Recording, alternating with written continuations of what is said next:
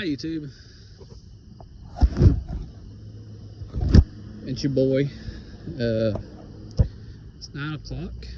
I had to eat and I had to take care of a few things. But yeah, I don't know about it. I have to look at my uploads and see if I actually did or not. I can't remember if I did or not. I don't think I did yet.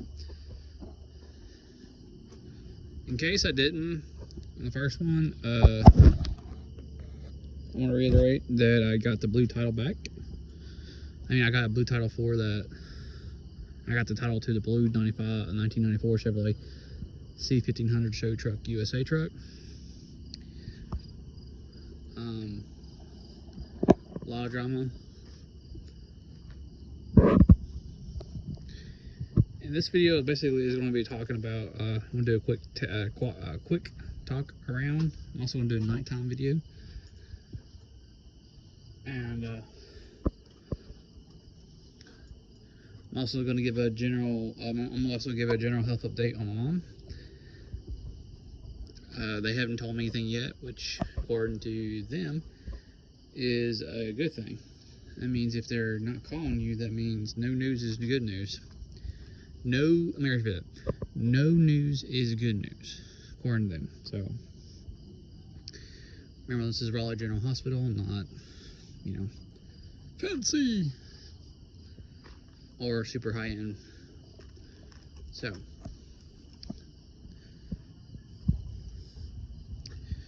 let's talk about when you go meet and trade, because I know this is going to be a big topic. Well, not really a big topic. This is just going to be a kind of a decent topic to talk about on trading, considering how much drama and BS I had to hear about. And I can't believe it. And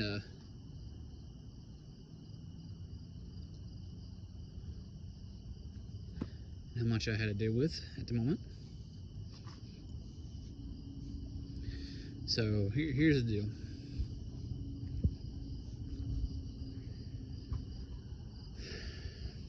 When you do a trade with somebody, I mean, I have a lot of experience buying and trading vehicles. I mean, I know some people are going to be watching this, they're going to have a lot of experience buying and trading vehicles. Some of them, not all of them. So please bear that in mind. General rules consider it. Buying or selling. Buying or trading. Selling, obviously, you're a seller. You know how to sell your vehicle. We'll do another video about that, probably. That'll be a short one, probably. So anyway, buying or trading. First thing you want to do when you get out, notice how the person is. Whether you're meeting at a local spot, Walmart, you want to go somewhere that's a pretty popular public place. I wouldn't suggest doing it in I wouldn't do it in a dark alley. Just saying. But I mean, I feel like most people would have that common sense. I mean, you would want to do somewhere that's kind of public, has cameras for sure. Got a couple people, you know, has people always going to it. A coffee shop, Walmart, like I said. You got your, hell, even a grocery store like Kroger's and stuff like that. First of all, that's number one. You always want to meet somewhere that's public. Lots of people. Doesn't have to be jam-packed with people. Just has to have a general public area that is highly traveled or has decent travel. Whatever you're familiar with or comfortable with meeting that. I have several. I mean, I don't mind meeting the Crossroads and Ollie's. Example's a good spot for us. Ollie's was a good spot to meet at. Still is. I just still have that traumatic experience. I want to avoid Ollie's for a little while. Walmart, obviously, car theory.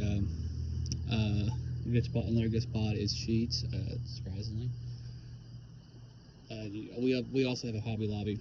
I feel like it's a lot of different places to meet at. I mean, I even met at a Kroger's before too, buying and selling, not exactly cars, but in general.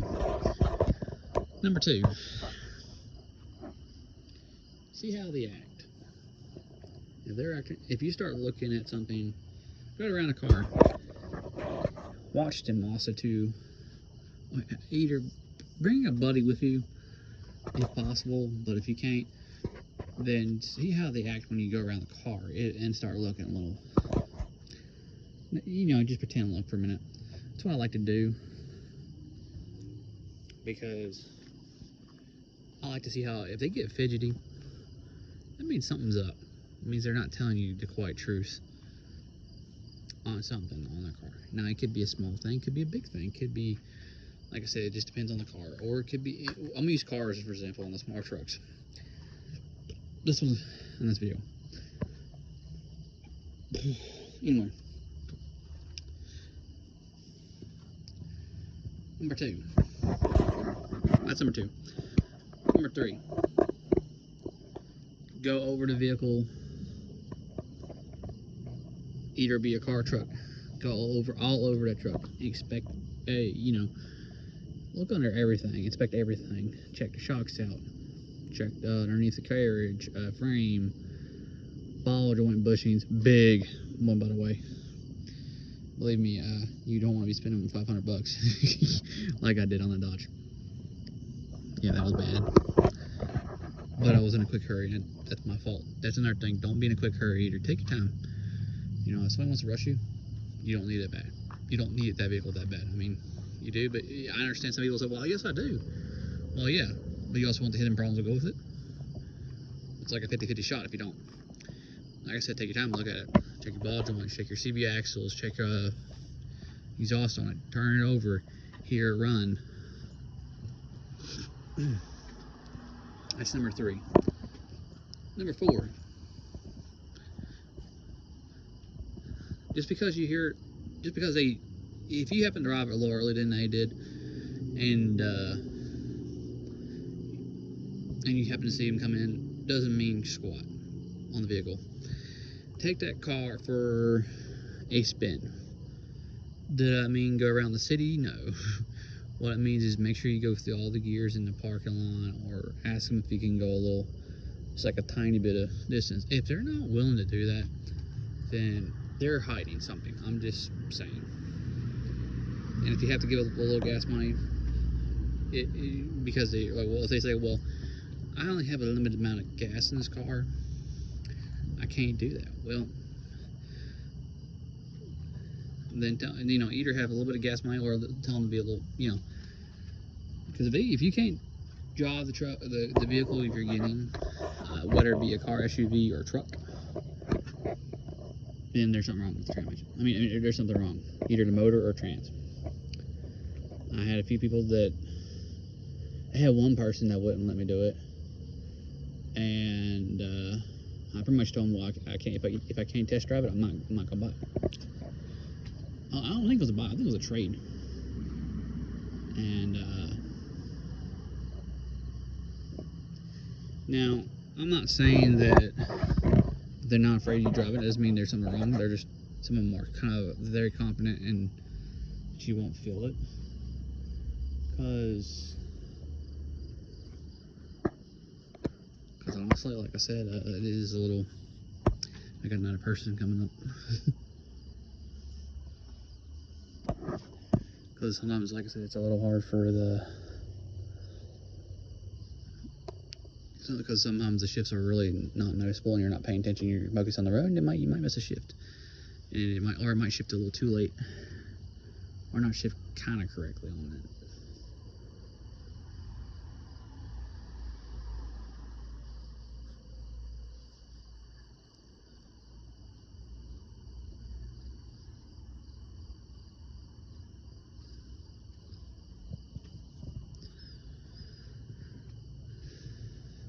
But anyway, that's just something to consider, guys. Make sure you shift it. I mean, test it out. See how the wheels turn. Another thing too, when you first get a vehicle, before you even take a test drive, make sure you go to lock on the power steering. I'll tell you right away if your power steering is somewhat decent, if it's out of alignment. If you take a vehicle and it does not say in their ad that it needs alignment, when you go, if your wheels are straight and your steering wheel is not straight, it's cockeyed, either or, that means it's right in there, or something else it needs alignment, or it could be else problems. And like I said, this is the last. Like I said, always make sure you do that. Now, here's the last one I'm going to tell you guys to do. And this one's kind of a hard one because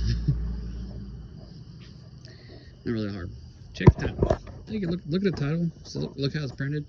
See if the names match on the title exactly for word. Another thing too. Take your pen, match it to the thing on the. Make sure the VIN matches the title of the car. Another thing too, people like to slide in. Like I'll use this one as that, like they did on this guy did a little bit on the, like the guy like to do on, like he tried to do this guy did on me on the, well, try to do on me on the Chevrolet.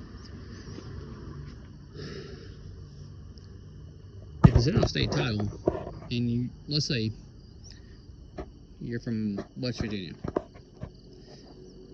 I know that none of you are over here. This is a if. But let's say you get a truck that's, you're looking at buying a car, truck, SUV, and you're in West Virginia, and that vehicle you're looking at is not in West Virginia. Let's say it's Virginia, or Kentucky, or whatever. Make sure it is possible to get the title switched over by your local, your DMV or your other authorized parties for title work. Like A+ licensing is a good example we use up here, or kind of like none around here is AAA. And there's other places like that around here. There's a couple. And if they can't, and if they tell you it's a problem, number two, and I had to do this on the S10, which it bite me in the ass, because y'all read a story about the S10. Well, you heard about, if you've seen that video about the S10, you know why. Yes, I got title to switch over to West Virginia before y'all freak out. But that wasn't my concern on that one. My problem was that telling the person, hey, look, this is a clean title, but it's not West Virginia. Can you wait X amount of days until you have the money to get titled? Because when you get titled, unless it has, because chances are, if it's an out-of-state vehicle, it doesn't have a current sticker for your state, generally speaking. Unless you're a dealer, it's, you really can't legally drive that car for X amount of days until, like, let's say you wanted to get that car or truck or SUV. Let's say you need it, or you not need it, but you get the car. Let's say you did the deal on Monday, but you don't get paid till next Thursday. You work 5 days a week. You're going to run the risk of not getting pulled over for 9 days, for 10 days, right? So you're like, well, I got title in my hand. Yeah, that's only going to work for like one time, and you better have insurance on the vehicle.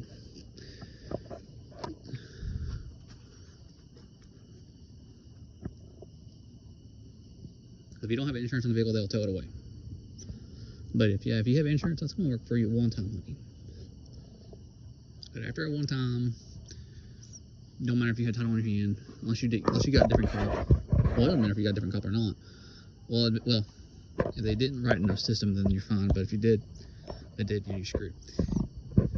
Only trip only works once. Now, if you're really close to where you work at, like you work a mile, you're like a mile or two from where you work at, yeah, I would go ahead and do it. I mean, it's not a big deal if you can physically walk up and down there. It is worth it to you, kind of scenario. But hey, if you're looking to buy a vehicle, chances are you have another car. So, but I know some people will say, "Well, my friend brought me over." I understand, but I'm just saying. I got my situation right now. So, and the last thing, I guess this is the final one. I guess this is number 6, or I can't remember if it's 5 or 6.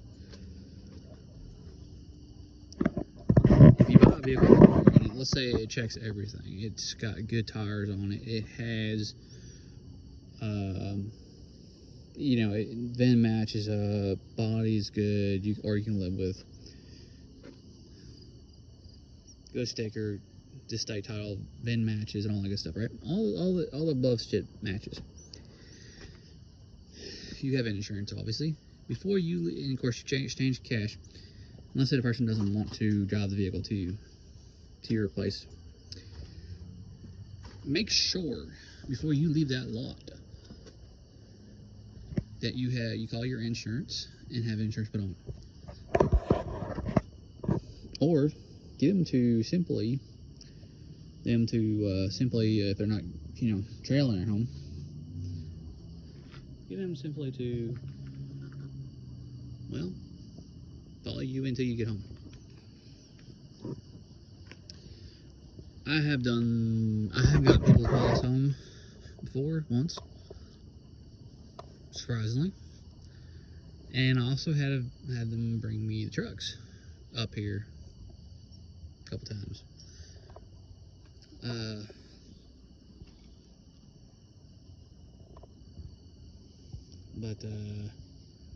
No, I'm not ashamed of it. And like I said, now this is basically what, you know, I'm not gonna do another video in dark right now.